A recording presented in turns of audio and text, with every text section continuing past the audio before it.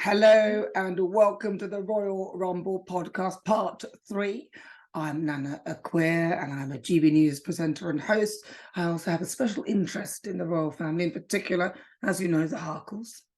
I'm Angela Levin, and I have written a biography of Prince Harry, and I have written a biography of Queen Camilla, and I'm interested in lots of other royals too. Well, there's so much going on as well. We've got the coronation coming. There's all sorts of things. Yeah. I thought we could start with Prince Harry, because you know how much I love talking about those two. Yes, I mean, in a way, I'm feeling really sad now because he was such a lively, charismatic, instinctive guy, and now he looks a crumbled mess, to be honest. Well, it's Very a shell of sad. himself, isn't he? Shell of his former self. The drugs that he's been taking, which he mentioned when he was being interviewed by a mental health guru, could really, yes, exactly the one. Yes. He could really come back and hit him because one, he's got the difficulty of perhaps getting back into America, which might make him think twice or three times about actually coming to the coronation. Oh, that would be funny, wouldn't it? Yeah. He goes to the coronation, then he can't get back in. Yeah.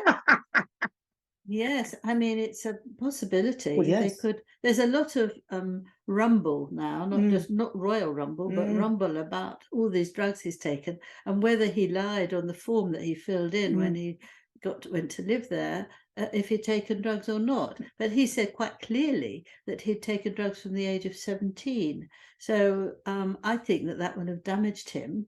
And that's a very serious situation, that from 17 to 38 is a very long time. Well, and also, they're not really, as you can see, they are losing favour in America. I mean, they're not really liked anymore. We saw the South Park, Parisy, I like Parisy. And it is quite clear that they are falling off the edge of the A-list. They're not really in the A-list anymore. Hollywood doesn't appear to want them. They haven't been invited to some of the big parties that you'd think that they'd be invited to. So I'm thinking that actually, if America want to get shot of them, this is actually potentially something that could happen to him, because we don't know yet whether he's going to come to the coronation. What is it? He's got 28 days. He has to let them know 28 days in advance. I think it's a really pathetic game, though, to show you're not sure what you're doing on that day. You know, might be washing his hair or having his hair cut. He's not got much left, has he?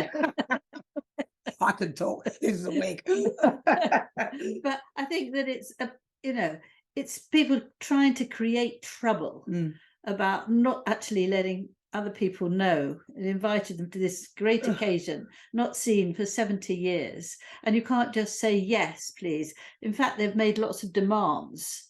Demands are that they go on the balcony. Oh, no, because... why? No, they're not working royals. The other one, and I'm not entirely sure it's 100% true, but they want part of the coronation to recognise that Archie is 4 on that same day. Now, this is a state event. It's not a home event. It's not a birthday party. It's not a wedding. It's not, you can't do that. You can't stop the very serious, very religious time and say, hang on, let's all sing happy birthday to Can you imagine that? It's like a gate crashing, isn't it? They're like gate crashes, people that come to the party and then take centre of attention. It was a bit like did she announce that she was pregnant on Eugenie's wedding? Yes, that's right. She took the occasion away there. But that was at least a family event. But you still wouldn't do that, though. You know, somebody else's event. Why would you do that? But also, it is means that you haven't bothered to find out anything what's going to happen. You're not interested. It's all about you, and they want Princess Lilibet to be honoured too. They can't have them there. They're much too young. You know, you can't have a little kid running around or starting crying. You know, it's a really serious event. That just, they just want to be centre of attention. It doesn't surprise me at all. But I don't think that they will both go. I actually think it's more likely that Harry will go and Meghan will stay. She's been very quiet of late. I haven't heard much from her. No, I think she's probably planning things. Do you think so? Yes. She's a hard worker. She's probably got lots of things up her sleeve. But I think Harry might go and come back, the next morning, a very quick visit. But I think if she comes, she won't be able to handle it, because the royal families don't want to talk to them. No. They're only going to talk about the weather, I've heard, because they don't want them selling what they hear. But also they're not interested. They're very angry at how they've been so rude to the king and to William and Catherine and, you know, Camilla, anybody you call. They've just been so negative about the whole thing. So either do your father a favor and come and behave yourself, or don't come. And I think they can't get that out of him. He's insisting that he gets a personal apology from Charles and William, and it's really him who needs to apologize. It's so last for season. all that. And I think when you said just before about America, they don't like them, the whole point is that they care about their own family, and they actually wouldn't want to rubbish their family, wash their dirty linen in public, even if they were angry with their own family. So who can answer back? But when you're doing it to the royals and they're not answering back because they're behaving dignified, in a dignified way, I think it's much worse. Well, I think really, in truth, it's so last season. I think people are truthfully getting sick of them. Like, I mean, obviously I like to talk about it because I'm actually astounded that they cannot see their own behavior. It is shocking that people can behave in such an awful manner and still expect other people to apologize. I just don't get what they think that we're seeing, and I don't understand why they can't see what we're seeing. But I mean, that is the way it's going to go. I think when you can, with people who are just focused on themselves, they don't look beyond. But my point is that the fact that they can't see that, I think that's what's the most infuriating part of it. It doesn't matter what you do. It doesn't matter how you try and express them. Look, watch yourself back. A bit like Harriet Harman when she was talking to Boris on that privileged committee. I mean, I couldn't help, but I was laughing. It was like, you were a meter. No, it was a meter and a half. And I'm like, these people are really scrabbling over that. Come on, man, move on. Anyway, I will move on. Which is should we go to next? I think we should go to talk about Prince William next. Yes, because that was lovely. I mean, it's lovely. Both of them suffered the same tragedy, and you see the difference between the two boys, young men now, as they've grown apart. And he went off to Poland to thank the British military for helping the Poles and helping Ukraine. And he looked incredibly dignified. He walked very straight. He was full of smiles. He bent down with little children and laughed with them. He was talking to military people, and he knows he loves that because he's been brought up with that around him. In contrast to Harry. In contrast to Harry. I mean, you know what I mean? Well, which one do you want?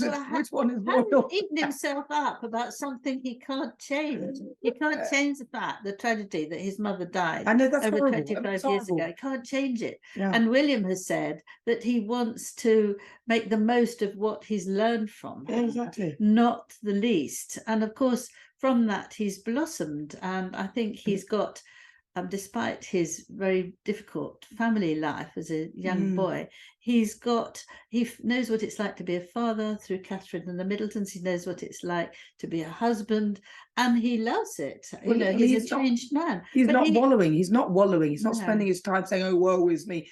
No woe is anybody. These people are royal. They're very, very rich.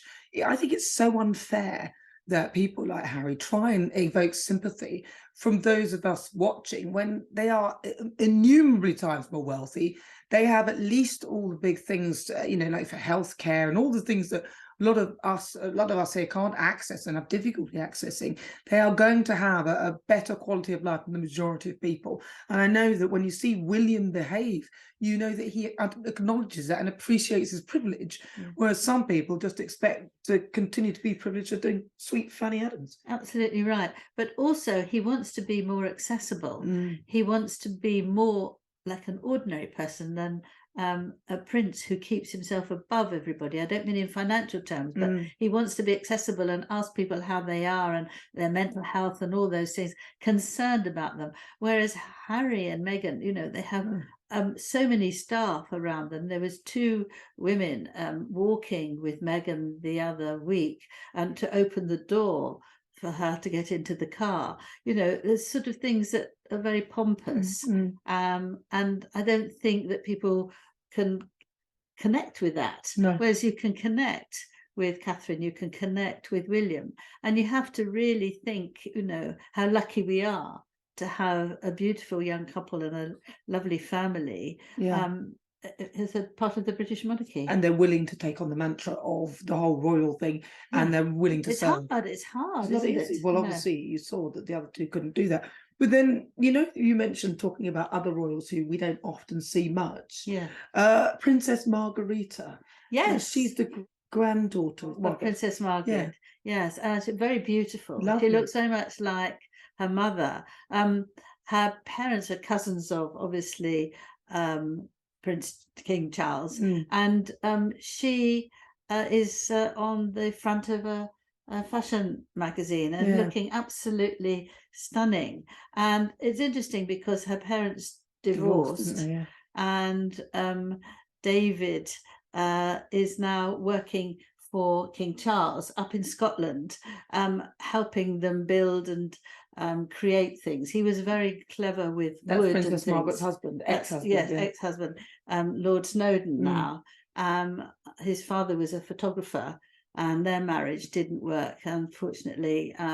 Princess Margaret, much loved younger sister of Queen Elizabeth, she was alcoholic, and she drunk and she was very disappointed in life because she wasn't allowed to marry the man she loved, who had been divorced.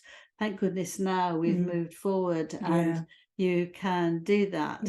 But Queen Elizabeth loved her, but she was a very unhappy person. But she loved her children, and this young woman seems to be absolutely gorgeous and very nice, and we'll have to watch her now. I know, but at least that's how you do it. I think she's 20 or 26, and she's there in France. She lives in France quietly. She lives in France quietly. I think she's 26th in line for the throne, and she lives quietly and doesn't really get in the way of anything. And when she's doing something, she's doing it without much pomp and ceremony and not expecting and making demands. And that is how it should be done, especially when you're that far from the throne. So if only Harry and Meghan would take note. Yes, quite right. Oh, it's fun, isn't it? Listen, we've got so much more. I'm so excited about the coronation. Do you think, what's your view then? Because we talked about whether we think Harry will or won't go. I told you my thoughts that I don't think he will. I think he will go, but I don't think the others will come. What's your final take on it? I hope neither of them come, really, because I don't want all the photographs and the press to be after him and watching him and seeing his angry face and miserable face. I think it would be a great shame. But I quite understand that King Charles is also a father as well as a monarch, and he wants him there on this incredible occasion, once in a lifetime, of course. But I think Meghan would like to come if she could wear a tiara and go on the balcony, both of which I believe is not available to her because she's not a working royal. The two children haven't been invited. Archie, who will be 4 on on the coronation day, and Lilibet, who is not quite 2, and they haven't been invited, sensibly, because you can't have young children running around in Westminster Abbey, or they'll be bored stiff when things are going wrong. But I think that the problem is that they've asked, I'm told, whether they can have a spotlight in the coronation and recognise Archie's 4th birthday. And the answer is absolutely not. It's a state affair. Nothing to do with state affair, it's not a birthday family party. one. Exactly. It's a state affair, not a family affair. So I'm very excited looking. So 28 days. They've got 28 days before the coronation to confirm. When is that then? 28 days. We'll have to work it out on our calendar. But I hope they don't wait till the last minute. Well, they will do. It's very thoughtless. Very, very thoughtless. That's what they are. So much to go quite. But I've said I'm very happy to take their place. I'm happy to take them. I'll go to the balcony. I'll go to the balcony. Fight me for the balcony. Well, listen, that's it for our Royal Roundup this time. We will be back, obviously, giving you some more updates on all the latest goings on in the royal household. Absolutely. Thank you. Bye. Bye. See you later.